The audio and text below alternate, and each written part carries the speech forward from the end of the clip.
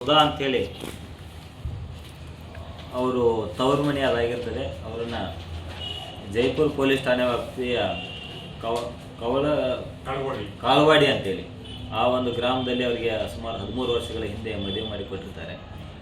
ಆ ಮದುವೆ ಆದ ನಂತರ ಗಂಡ ಹೆಂಡತಿ ಮಧ್ಯೆ ಸಾಕಷ್ಟು ದಿನಗಳಿಂದ ವೈಮನಸ್ಸಿದ್ದು, ಅದಾದಮೇಲೆ 2 ಜನ ಮಕ್ಕಳು ಇದ್ದಾರೆ.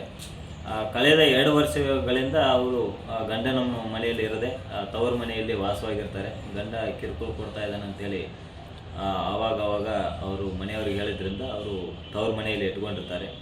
ಸೊ ಮೊನ್ನೆ ಲಾಸ್ಟ್ ವೀಕ್ ಸಹಿತ ಸಣ್ಣ ಪುಟ್ಟ ಗಲಾಟೆ ಮಾಡಿದಾಗ ಸಹಿತ ಅವರು ಇಲ್ಲೇ ಎದ್ದು ಇರ್ತಾರೆ.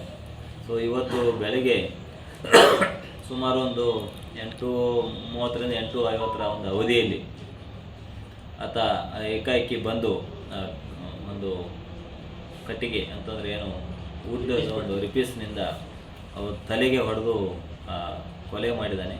ಅವಳ ಗಂಡನನ್ನು ನಾವು ಈಗಾಗಲೇ ವಿಚಾರಣೆಗೆ ತೆಗೆದುಕೊಂಡು ಮುಂದಿನ ಕ್ರಮವನ್ನು ಜರುಗಿಸ್ತಾ ಇದ್ದೀವಿ.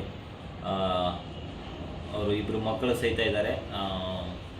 ಅವರಿಗೆ ಏನೇನು ಕಾನೂನಿನ ಒಂದು ಸಹಾಯ ನೀಡಬೇಕು ಅದನ್ನೆಲ್ಲ ನೀಡುವ ಒಂದು ನಿಟ್ಟಿನಲ್ಲಿ ಮಕ್ಕಳಿಗೆ ಅದನ್ನು ಸಹಿತ ನಾವು ಮಾಡ್ತೀವಿ ಮತ್ತು ಹೆಚ್ಚಿನ ಒಂದು ಕ್ರಮವನ್ನು ಸಹಿತ ನಾವು ಜರುಗಿಸುವ ಎಲ್ಲ ಪ್ರಯತ್ನ ಮಾಡ್ತೀವಿ.